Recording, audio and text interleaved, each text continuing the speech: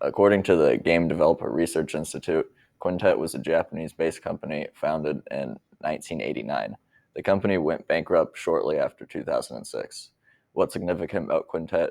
Well, they developed some of the best action RPGs of all time. An action RPG is a specific genre of RPG that was really popular in the Super Nintendo during the 90s. It's different from a turn-based RPG because you actually have to engage in live combat with the enemies. There's still a level system, and players still have to complete dungeons in order to progress through the game. Quintet's games were especially unique and well thought out. So, what happened to them? Let's cut into some of their most popular games, the developers and what they're doing now, and the events surrounding their bankruptcy. Quintet's first game was ActRaiser, which has two game modes. There's action and simulation. In action mode, players have to fight enemies in a side-scroller perspective. The camera angle and how you move is similar to Super Mario Bros., but you have a sword. In simulation mode, you have to manage buildings, the population of towns, and the environment in order to gain more followers. You then use the power of the followers to take on the final boss. Basically, ActRaiser takes two popular genres of games and puts them together in one. Recently, ActRaiser got a remake called ActRaiser Renaissance in 2021. This means that some of the other Quintet games could get remakes as well. Most people would want to see remakes of the Quintet trilogy, which was Soul Blazer, also known as Soul Blader, Illusion of Gaia, or Illusion of Time, and Terranigma.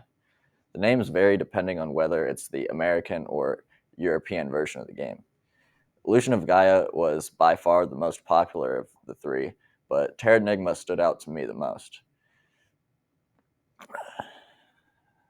The games are not directly related, but they have subtle references to each other and similar aspects of gameplay. It's similar to the Legend of Zelda or Final Fantasy franchises.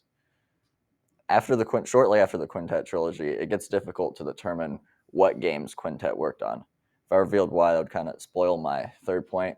But before we talk about the bankruptcy, let's look into some of the developers and what they're doing now. According to the Pixels, Tomoyoshi Miyazaki and Masaya Hashimoto co-founded Quintet. Interestingly enough, they both worked on the Wise 1 and 2 for Nihon Falcom, which was another video game developer. The Wise series is still popular today. The latest release was Wise X in 2023, although no one from Quintet was involved. Miyazaki and Hashimoto are not putting in any effort to revive Quintet, but some of the original artists are. According to change.org, Kamui Fujiwara and Miyoko Kobayashi are collaborating to try to get Terranigma ported onto modern systems. They worked with a fan, Tarada Noriko, to create a petition that would ask for Terranigma to be put on like the Nintendo Switch or PS5 or whatever. The petition had a goal of 10,000 signatures, and it pretty easily got over 12,000. I could see why Square Enix wouldn't put Terranigma on any new systems, but why wouldn't they put Illusion of Gaia on anything? The answer may lie with Miyazaki, but he's nowhere to be found at the present moment. There are rumors that he maybe joined a completely different industry altogether, but no one knows for sure. Since he's one of the co-founders, there may be issues with who owns the rights to the games. Unfortunately, the information on who owns what is not available to the public. But wait, if there's such a large fan base and some of the original creators that would like to see the games revived, how did Quintet go bankrupt in the first place? According to an archive of the official website of Quintet, the website's last update was in 2002, where a staff member wrote on the bulletin board, "As we cannot currently release any information, we will close this bulletin board." The website officially went down in 2008. Quintet seemed to be doing really well for a while, and one of the companies that stemmed from Quintet, Shade, is actually still around today.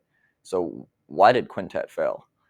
There are two possible reasons. The first is that Quintet kept on doing uncredited contract work, which meant that they were doing working on various parts of other companies' games, but they weren't getting their name put on any of it.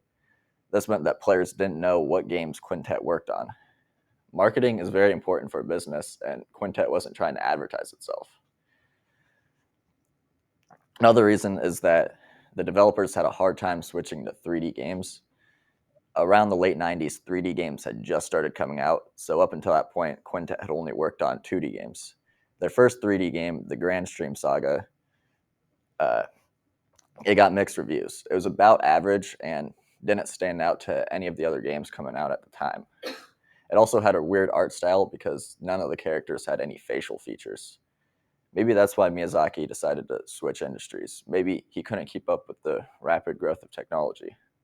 Anyway, let's move away from speculation and into what we've covered so far. Quintet was a Japanese-based company founded in 1989 that went bankrupt shortly after 2006.